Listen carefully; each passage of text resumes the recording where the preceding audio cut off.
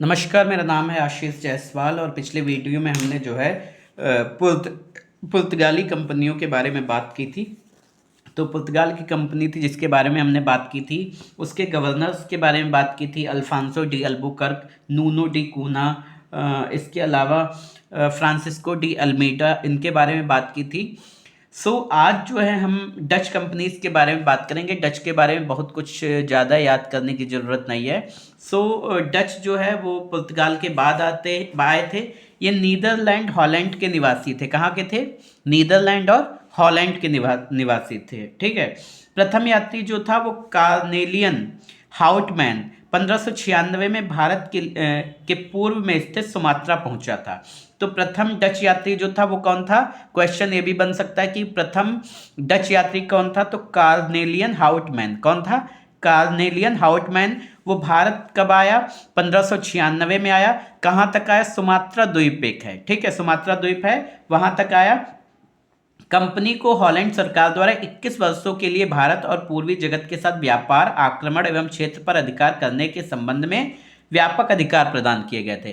तो यहाँ पर हो सकता है कि जो हॉलैंड की कंपनी थी उसको कितने वर्षों के लिए अधिकार प्रदान किए गए थे? तो 21 वर्षों के लिए अधिकार प्रदान किए गए थे। 1602 में विभिन्न डच कंपनियों को मिलाकर United East India Company of Netherland, company का नाम क्या था? पूरा नाम क्या था? United East India Company of Netherland. क्या नाम था? United East India Company of Netherland के नाम से एक विशाल व्यापारिक संस्था की स्थापना की गई। इस कंपनी का मूल नाम वीओसी, क्या नाम था? VOC, Vereenigde Oost Indische company. क्या नाम था? Vereenigde Oost Indische company. Company की देखरेख के लिए जो है 17 व्यक्तियों का एक बोर्ड बनाया गया था। कितने व्यक्तियों का बोर्ड बनाया गया था? 17 व्यक्तियों का बोर्ड बनाया गया था। ठीक है। तो यहाँ पे 2-3 हो गए कि डच कहाँ की कंपनी थी? नीदरलैंड हॉलैंड की कंपनी थी। इसके अलावा प्रथम डच यात्री कौन था? कार्नेलियन हाउटमैन था। कब आया था? 1596 में आया था। कहाँ आया था? सुमात्रा द्वीप पे आया था। कंपनी को कितने वर्षों के लिए अधिकार थे? 21 वर्षों के लिए अधिकार थे। 1602 में जो है इस कंपनी की स्थापना की गई। तो पूरा नाम क्या था? United East India Company of Netherland इसका नाम था। 1605 में जो है मछलीपट्टनम में प्रथम डच फैक्ट्री की स्थापना की गई। ठीक है। तो क्वेश्चन ये भी बन सकता है कि प्रथम डच फैक्ट्री की स्थापना कब की गई? ठीक है। प्रथम डच फैक्ट्री की स्थापना कब की गई थी? 1605 में। ठीक है। 1605 ईस्वी में डचों ने पुर्तगालियों के अम्बायना पर कब्जा कर लिया तथा धीरे धीरे मसाला द्वीप पुंज इंडोनेशिया में उन्हें पराजित कर अपना प्रभाव स्थापित कर लिया। तो यहाँ पे बनेगा 1605 में जो है डचों ने पुर्तगालियों के अम्बायना पर कब्जा कर लिया। ठीक है। तो डचों ने अम्बायना पर कब्जा कब किया? 1605 में। ठीक है।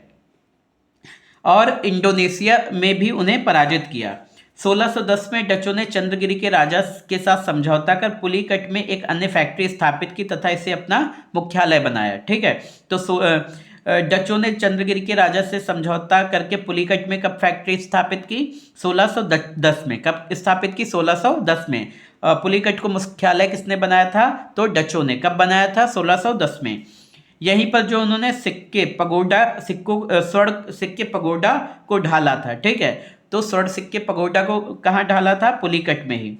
डचों ने जकार्ता को जीतकर 1619 में इसके खंडहरों पर बैटिविया नामक नगर बसाया। ठीक है। तो जकार्ता को किसने जीता था? डच ने। कब जीता था? 1619 में। कौन सा शहर बसाया था? बैटिविया। दोबारा से देख लो, जकार्ता को किसने जीता था? डचों ने। कब जीता था? 1619 में। कौन सा शहर बनाया था, बसाया था? बैटिविया। ठीक है। तो छोटे छोटे क्वेश्चंस हैं लेकिन बहुत जरूरी हैं।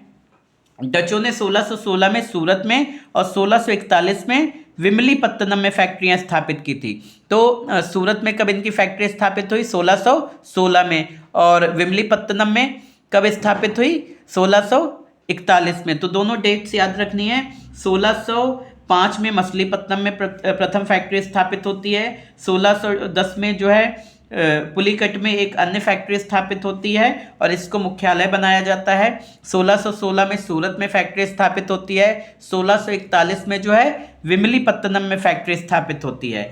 बंगाल में जो है प्रथम फैक्ट्री की स्थापना जो है पिपली में हुई 1627 में। तो ये डेट्स बहुत बहुत जरूरी हैं। 1605, 1605 में मछलीपट्टनम में, 1610 में पुलिकट में, 1616 में सूरत में, 1641 में विमलीपत्तनम में और 1627 में पिपली पिपली बंगाल वाले इलाके में, ठीक है, बंगाल में प्रथम डच फैक्ट्री स्थापित हुई। 1658 में डचों ने कासिम बाजार, बालासोर, पटना, नागपट्टनम में अपनी फैक्ट्रियां स्थापित की, ठीक है। 1658 में डचों ने कहाँ कहाँ फैक्ट्री स्थापित की, याद रखिए, कासिम बाजार, बालासोर, पटना, नागपट्टनम। बालासोर, कासिम बाजार, पटना, नागपट्टनम, ठीक है, यहाँ 1658 में इन्होंने फैक्ट्रियां स्थापित की। औरंगजेब ने जो है 1664 में डचों को 3.5% वार्षिक चुंगी पर बंगाल, बिहार और उड़ीसा में व्यापार करने का अधिकार दिया।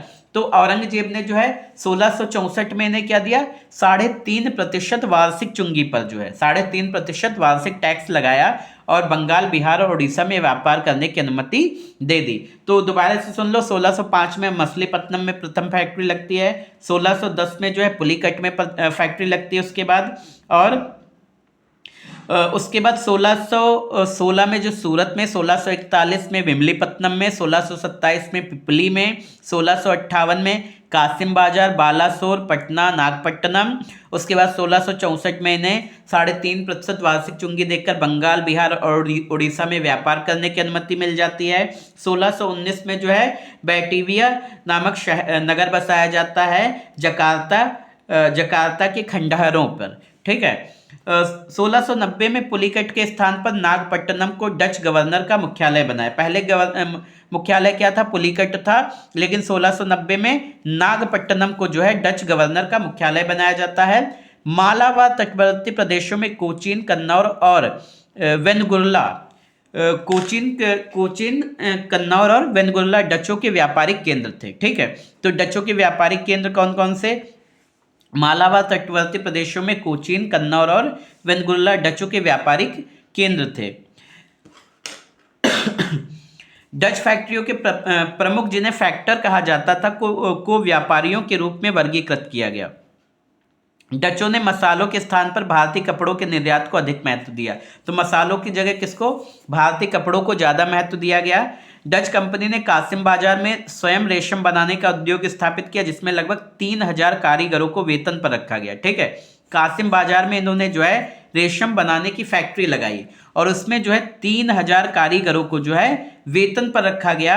और भारतीय वस्त्र को निर्यातित वस्त्र बनाने का श्रेय जो है वो डचों को ही जाता है। 1759 में जो है वेदरा बंगाल में पड़ता है, वहाँ अंग्रेजों से वेदरा का युद्ध होता है और डच इसमें पराजित हो जाते हैं और यहीं से इनका खेल खत्म हो जाता है, ठीक है। तो इसी पराजय के साथ जो है डच यहाँ पे खत्म हो जाते हैं।